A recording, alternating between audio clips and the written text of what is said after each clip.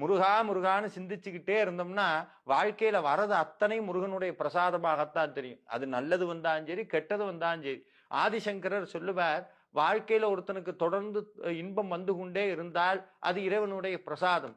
துன்பம் வந்தால் மகா பிரசாதம்.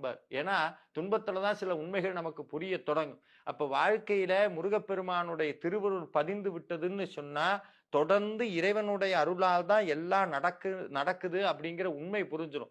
எது வந்தாலும் தாங்கக்கூடிய சக்தி கிடைக்கும். அது மட்டும் இல்ல, நம்ம அடிக்கடி ஒரு மந்திரத்தை சொல்லுவோம், வேலுண்டு வினை இல்லை, மயிலுண்டு பயம் இல்லை, குகன் உண்டு குறைவில்லை, கந்தன் உண்டு கவலை இல்லை. இது சத்தியமான உண்மை. எதை பார்த்தும் பயம் வராது. நம்ம வாழ்க்கையில எப்பவுமே என்ன பண்ணுவோம்னா, ரெண்டே ரெண்டு உணர்ச்சிகள்ல தான் மனித சமூகத்துல பெரும்பான்மையானவங்க இருக்கிறாங்க. ஒன்னு பயம், இன்னொன்னு கவலை. இது ரெண்டுமே என்னன்னா, பயம்ங்கிறது எதிர்காலத்துல இருக்கும், கவலைங்கிறது இறந்த காலத்துல இருக்கும். நிகழ்காலத்துல வாழவே முடியாது.